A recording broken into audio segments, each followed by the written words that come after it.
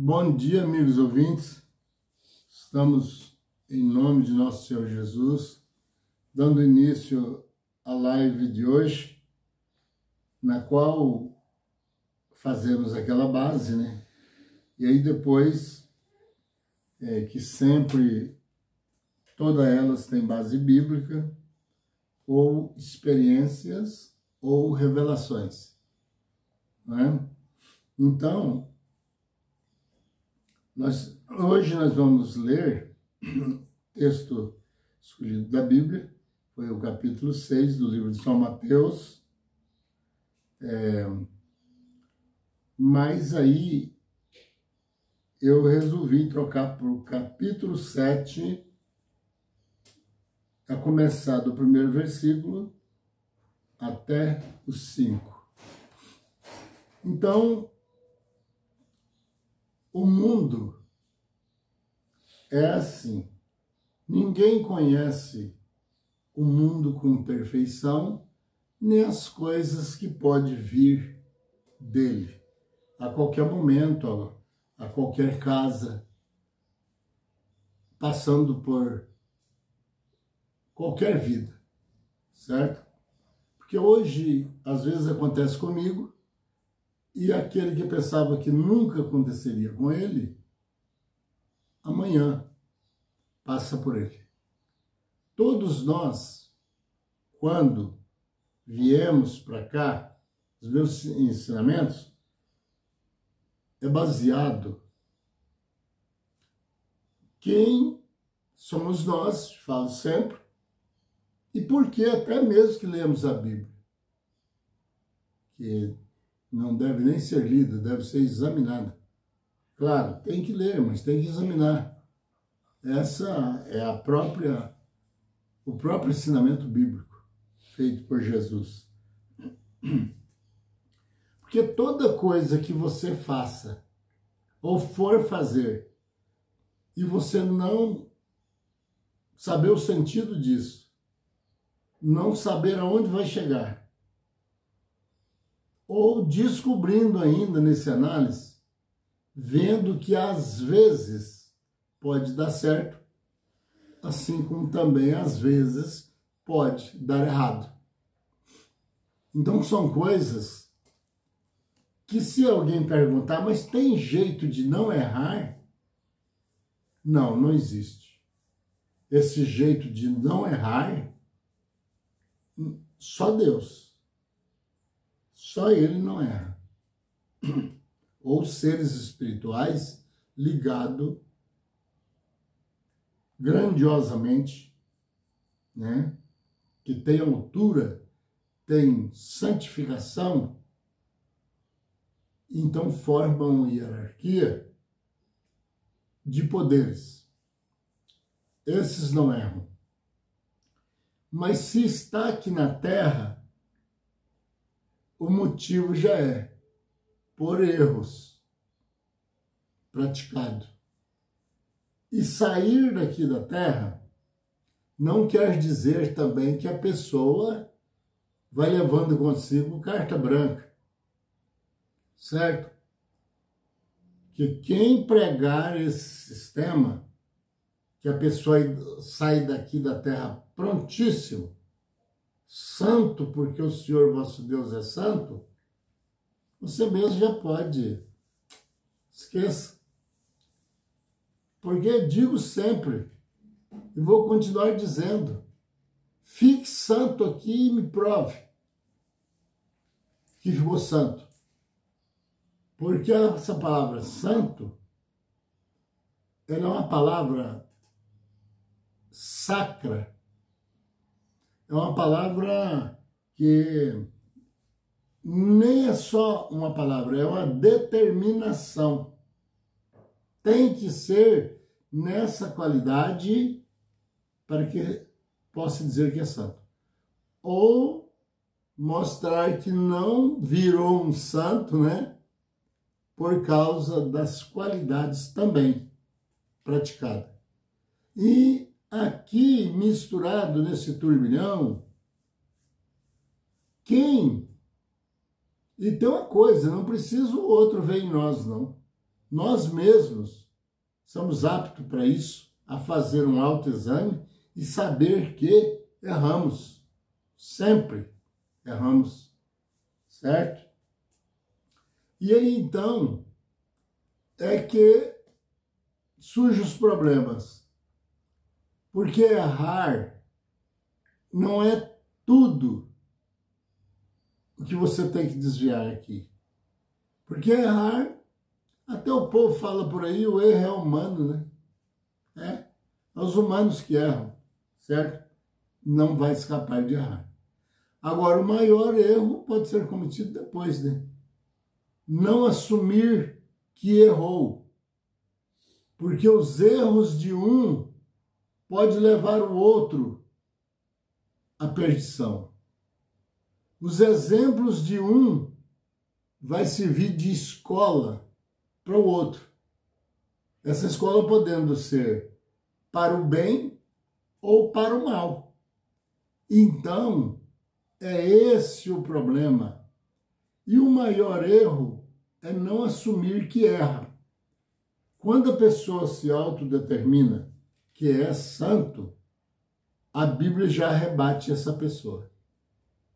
Qualquer que disser não ter pecado, né, é mentiroso. E tem aquela passagem de Jesus lá com aquela mulher, que trouxeram para apedrejar. Veja o que ele disse: aquele que não tiver nenhum pecado é mentiroso. Temos que parar nessa palavra aí, nenhum, que eu disse. Aquele que não tiver nenhum pecado, atire a primeira pedra. Isso significa, santo tem que ser santo, sem motivo, sem... Pode fazer a pesquisa que quiser, não pode encontrar erros nenhum, porque senão não pode atirar a primeira pedra, né? Viu aí? Então, tem como melhorar? Tem. Fomos postos aqui para isso, para melhorar. Que com a própria vida, aprendemos mais com o erro do que com os acertos. Porque com o erro, é claro que ele vai produzir danos. E quem é que quer arriscar fazer da sua vida uma bagunça? Ninguém gostaria de ver isso, né? Então não vai fazer. Ele vai procurar não cometer o mesmo erro. Nem o dele mesmo que ele tenha praticado ou vendo os outros praticando. Agora, se ele vê, olha o perigo, que o acerto que o outro acertou foi uma maravilha, deu até para melhorar a vida dele em certo sentido, material ou até espiritual, aí o outro que está vendo aquilo vai arriscar pelo acerto daquele um e vai se dar mal. Nem sempre, né? Nem sempre. Mas também ele não tem 100% de certeza, né? Ele pode se dar mal, porque o outro acertou. Mas ele pode errar, tentando acertar, né? E até que temos que fazer isso. Isso aqui é o pior. É melhor você errar tentando acertar, mas você... Eu estou dizendo você, não estou dizendo visto do outro, não. É melhor você errar tentando acertar do que não acertar e nem errar e nem tentando. Porque aí tornamos um inútil. Ou não estamos em busca de coisa alguma, né? O que você está procurando aí? Eu estou vendo você andando para lá e para cá. Não, eu não estou procurando nada, não. Veja. Então ele tem que levar para o médico. Ele já está vendo coisas. Ele está procurando uma coisa que ele nem sabe. Eu não sei, não. Ah, agora quem é doido é você. Vamos supor que alguém fale isso. Quem já não ouviu isso lá no médico? Tem vezes que a gente vai no médico, né? E ele, a primeira pergunta que ele faz, você ouve vozes? A maioria deles fala isso, nem todos falam, mas a maioria fala. Você está ouvindo alguma coisa assim e tal? Que já é para testar a situação de saúde mental que a pessoa está. Porque tem doença que nem existe no nosso corpo. E ela vem se tornando um problema. Por quê? Colocamos na nossa cabeça que estamos doentes. E aí, é a mesma coisa de uma planta. Planta ela e não rega, não, para você ver uma coisa. Ela morre. Ela não vai suportar. E aí, a situação é essa. E quando nós falamos, eu estou doente, quer dizer, assinamos a sentença. Está acontecendo uma coisa comigo da seguinte forma. E explica. É diferente de você chegar numa pessoa e dizer a minha doença é essa. A sua? Ah, aí você está falando que você é o dono dessa doença. Teria um jeito. Se você fosse o dono mesmo, você tinha um manejo dela na mão e você atiraria e jogava fora. Porque quem é que quer viver sofrendo dores ou alguma perturbação de algum órgão? Certo? Então, nenhuma doença é de propriedade de alguém. Ela tem uma causa. Essa causa vai andando na vida dessa pessoa, até que ela mostre os efeitos. Tudo que fazemos aqui na Terra, nós vemos como começou. Não tem jeito de começar uma obra dormindo.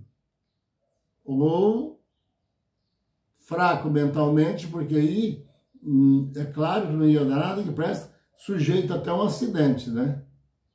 Então, a gente vê como começou. Quando chegar mais ou menos no meio da obra, a gente já começa a ver como ela vai terminar.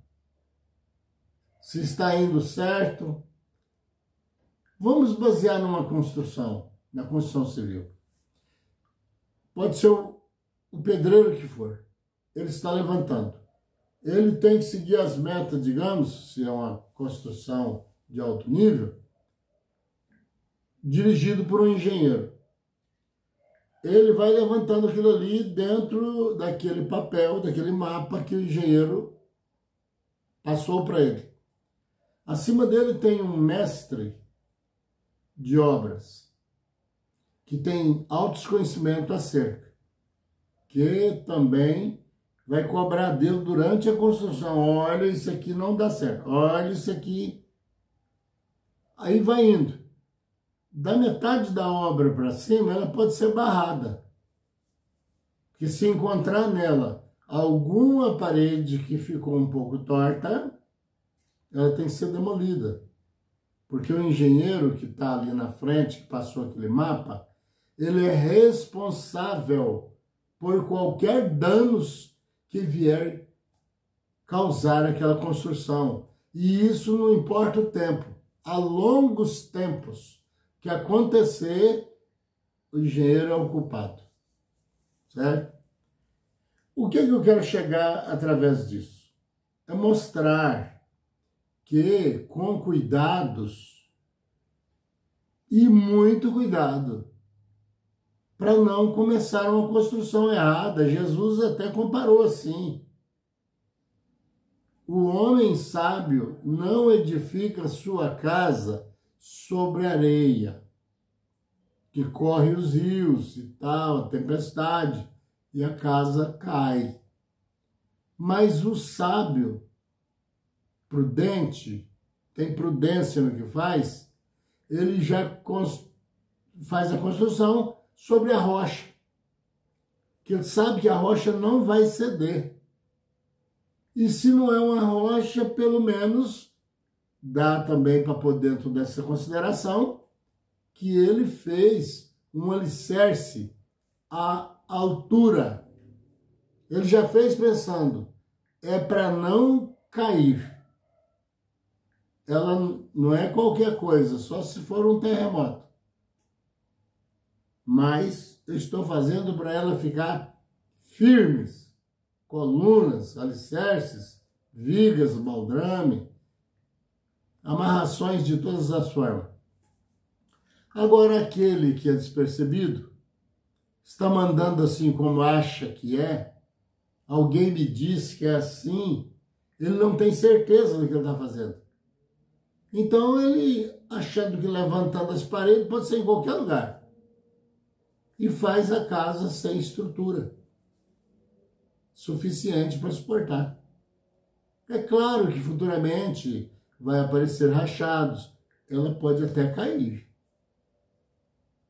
Então, não é simples olhar para o mundo ou para os homens ou na pessoa de Deus que você já resolve os problemas dos erros.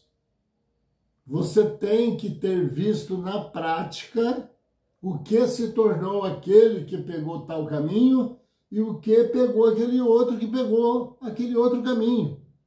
Às vezes, tudo era para chegar ao mesmo sentido da construção, ou da viagem, ou, né, do acabamento de tudo, né?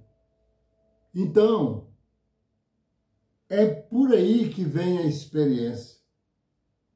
Experiência com Deus. A primeira coisa que tem para a pessoa alcançar experiência acerca desse grande ser é conhecê-lo. Ah, mas agora você ficou louco. Como que eu vou fazer para conhecer Deus? Simples. Simples.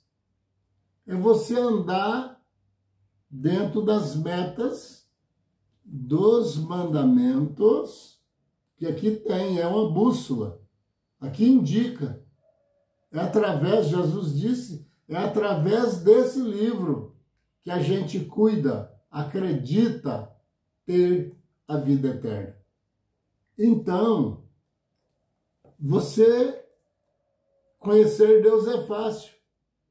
Nas obras, no que ele fez, obras de um Deus altamente poderoso. Mas só isso? Não. Você olha para uma coisa e faça você mesmo análise. Será que existe um homem, por mais estudado que seja, por mais famoso que seja, que dá conta de construir um outro espaço como esse, bordados de estrelas?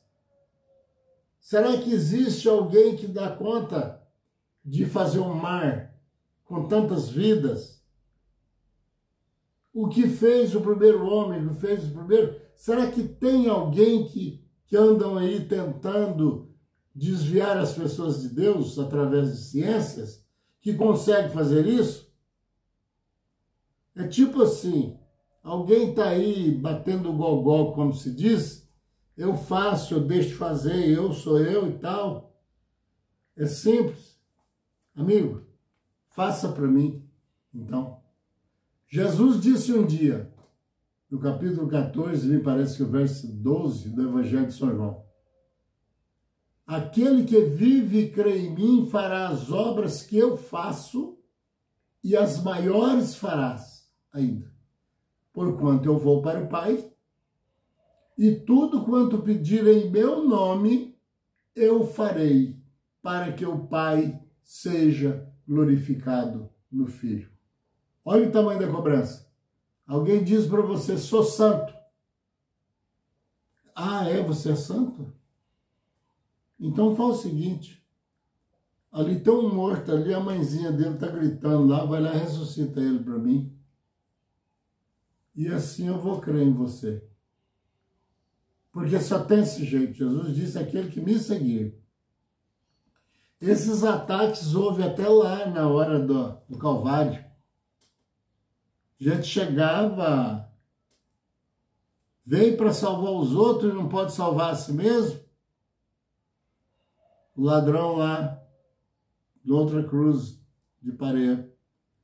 Se tu és o Cristo, desce da cruz, salva a ti e a nós também. E assim creremos em ti. Aqui, meu amigo, aqui é na prática. Aqui não tem lero-lero, como diz o mundo, não.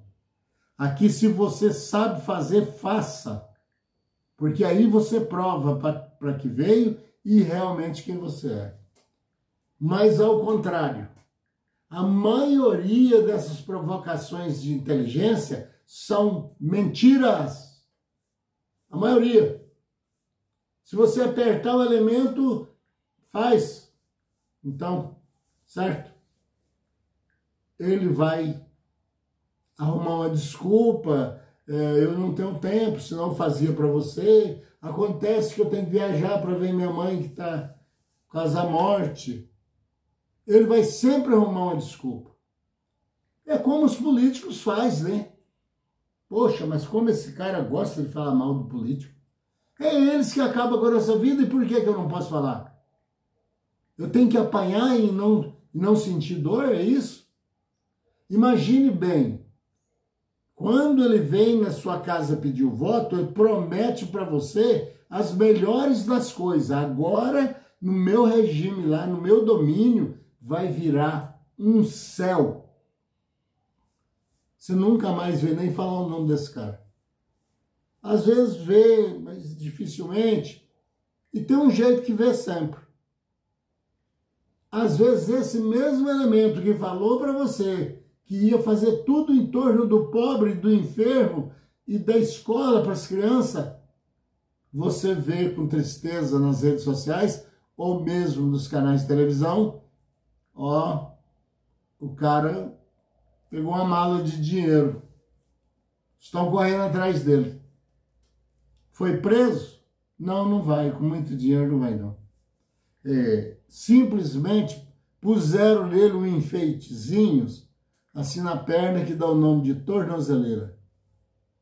Só um enfeite, né? Aquilo ali, eu já vi passar na reportagem pessoas que estavam com tornozeleira assaltando o banco. Para que puseram essa porcaria? Por quê? Se não adiantou nada, não parou o elemento, ele está roubando da mesma forma, é bandido do mesmo jeito. Pergunta quanto que custa uma tornozeleira daquela, para você ver que vai falar um preço altíssimo. E pergunta de onde saiu o dinheiro para comprar essa porcaria. Pergunta. Saiu da onde não devia. Saiu dos remédios que alguém precisava tomar, e são caríssimos. Saiu do alimento do pobre. Saiu da moradia. Atrasou as escolas. Certo? Pergunta quanto que é uma diária de um preso, que às vezes matou até o pai e a mãe. Pergunta quanto que fica ele lá para os cofres.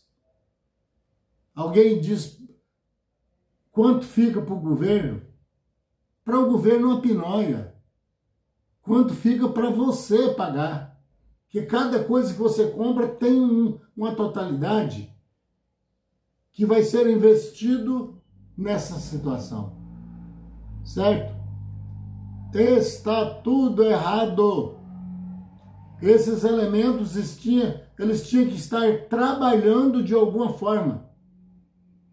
Não tem pena de morte, não tem prisão perpétua, e nem eu gostaria que isso existisse, mas direito de pôr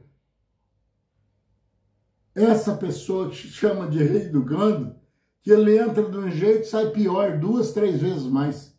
Ele fica louco para fazer alguma coisa para voltar. Que ele não precisa trabalhar e vai se alimentar melhor do que o gari, melhor do que as pessoas. Foi feito um teste agora há pouco tempo. A comida que chegou para os presos e foi comparada, o Ratinho, programa do Ratinho, foi comparada com as dos trabalhadores, a comida do preso, deu de 10-0, que eles nem querem nem carne de segunda mais. Foi falado lá no Ratinho. Tem preso lá dentro, se chega uma carne dura, chuta a marmita, faz greve de fome. É fácil, né? Não sai lá do bolso dos governantes, não. Sai do seu, que você poderia dar um bolo para o seu filho comer. Aí, talvez alguém queira até... Não, tem que parar o canal desse cara. Já pararam de muitos. Certo? Parar por quê? Por estar falando a verdade? É só provar onde a gente mentiu. Certo? Então, vou ler aqui rapidamente. Porque nessa base que eu uso fazer, porque não adianta também, eu já disse, ficar lendo a Bíblia e não sair explicações do acontecimento. Não adianta eu ver um líquido bonito em uma vasilha e não poder saber o sabor. Certo? Então, capítulo 7 do livro de São Mateus, é o verso 1. Não julgueis para que não sejais julgados. É o que mais está acontecendo. O que tem de inocente preso e bandido solto, porque o bandido tinha com que pagar o advogado, e o outro foi julgado erroneamente, mas não tinha como se defender. É triste, não é? E também não podemos julgar pela aparência da pessoa. Porque pode ser que ele esteja tentando acertar ou que ele não é devedor. E só pela aparência nós estaríamos julgando mal. E a cobrança vem. Verso 2. Pois com o critério, quer dizer, do mesmo jeito com que julgastes, sereis julgados. Se você julga erroneamente, pode ser juiz, pode ser quem quer que for, ele vai passar por um julgamento. Se não aqui, mas aí ele vai ver o que é juiz de verdade. Viu? O julgamento dele. Vamos ver mais embaixo. Eu cortei o versículo no meio. Agora vamos prosseguir. É o 2. E com a mesma medida com que tiverdes medido, vos medirão também. O que você usou contra alguém e está usando, ou líderes, vocês vão receber a mesma medida. E é por uma lei que tem moral. É uma lei justa. Certo? Verso 3. Porque vês tu um arqueiro, quer dizer, na tradução, um cisco, no olho do teu irmão, porém não reparas nenhuma trave que está no teu?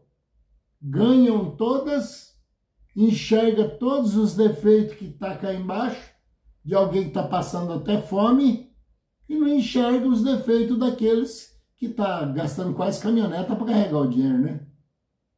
Tá vendo? Cobra um cisco no olho de alguém e vai até preso, às vezes, por causa de uma coisa menor do que o que ele deve, o que está o acusando, mas ele tem uma trave no dele e não quer ser visto. Certo? E aqui fez a pergunta, você vê o cisco no olho do seu irmão, aqui no verso 3, e não vê uma trave no seu próprio olho, né? 4. Ou como dirá teu irmão, deixa-me tirar esse cisco, vou mudar aqui a tradução, né? O arqueiro, do teu olho. Como que você vai dizer para ele, deixa eu tirar esse cisco que está no seu olho, quando tem uma trave no teu? Está fazendo a pergunta. Isso aqui mudado para outras palavras, assim, dá até vergonha. Você com a trave no olho e querendo tirar cisco do olho dos outros. É assim que estão dirigindo as nações. Faz o que eu mando e não olha o que eu faço. É assim que está sendo. Verso 5 e o último. Hipócritas. Viu aí? Hipócritas. Tira primeiro a trave do teu olho e então verás claramente para tirar o arqueiro do olho do teu irmão. Porque você com a trave no olho, você pode ficar até cego. E como que você vai enxergar um pequeno erro de uma pessoa que errou, às vezes até por falta de oportunidade para acertar? Como que você vai tirar do olho dele uma pequena coisa, sendo que seus olhos praticamente com a trave está tampado? Sabe por que eu falo as coisas assim diferenciadas? Que as pessoas às vezes se irritam? É porque a verdade dói. Quem vive na mentira, ele não quer ser condenado. Ele quer ter ainda fama, sendo mentiroso, cafajeste, sacana, e quer honras. E Deus está dizendo, dá honra a quem tem honra, a quem merece ser honrado. Prezado amigo, eu peço a você que deixe o like e agradeço pela paciência. E todo dia eu digo, não estou falando contra nem leis e nem religiões. Eu estou falando contra erros que nós mesmos cometemos e convido-os para que possamos errar menos e acertar mais. Porque sem erro não consegue ficar aqui. Não tem jeito. E acertar tudo também é mais impossível ainda. Então, é por isso. Prezado Deus, Senhor que está nos céus e em todos os lugares. O Senhor comanda todo o universo.